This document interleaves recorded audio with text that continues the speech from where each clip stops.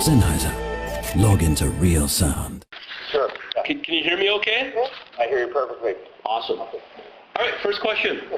Yeah. Politics. Are you still an active member of the Green Party? No, I'm not. I mean, I do lots of rallies or pamphlets and all that kind of stuff, but I'm not a card-carrying member anymore. Right. But, you know, I support a lot of their initiatives and stuff like that, but I don't think I'll be running for the Green Party. The next thing I would try to, my next goal politically is to become mayor of Vancouver, right? So. Oh, really, eh? Yeah. We'll get into that in a minute. I have to get on council first so they can see if they like me or not. Wow. Yeah. But I'm going to wait 10 years for that, right? Okay. No rush. Right. And with the environment, where do you stand today on it? Well, I mean, obviously the global warming issue is like one of the biggest things that we have to really fight for, you know, fight to stop it, right? And the Conservatives are doing fuck all about it at the moment, right? You know, they're tied in with like oil money and their Conservative base in Alberta. I mean, other things that the government's been really slack on is like, hey, Canada is a funny thing, you know, it's got the most clean water in the world, yet there's a lot of people's water is not that clean, right? Right.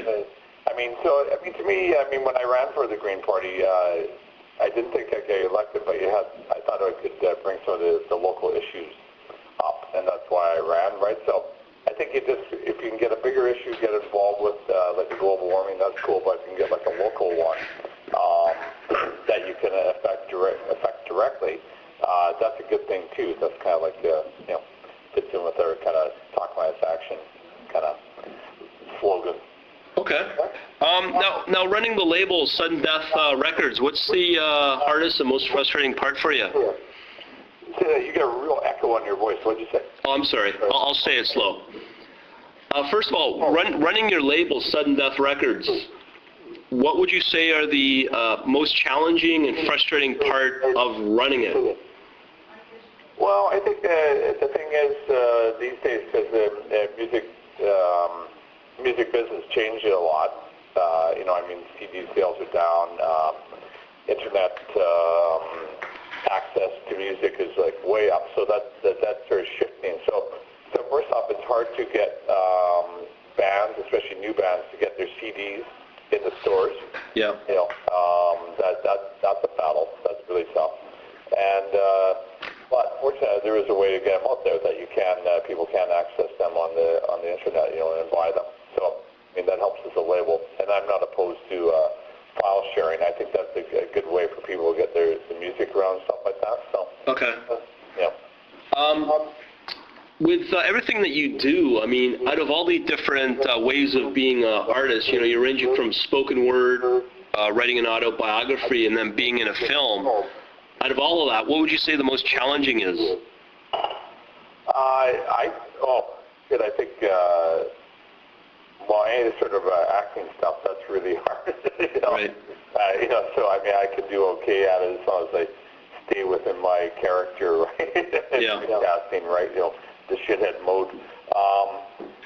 Playing acoustically, that's a lot of fun, but that's also that's a hard thing too, because you don't have a big loud band behind you, right? Like with D.O.A, right? Yeah.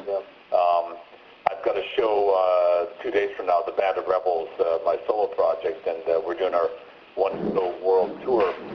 We had our big final rehearsal last night, and I'm going like, shit, I got like 12, 13 new songs here. How many of these fucking lyrics am I going to remember, right? Because you can't sit there at the music stand reading it off type thing, right? Right.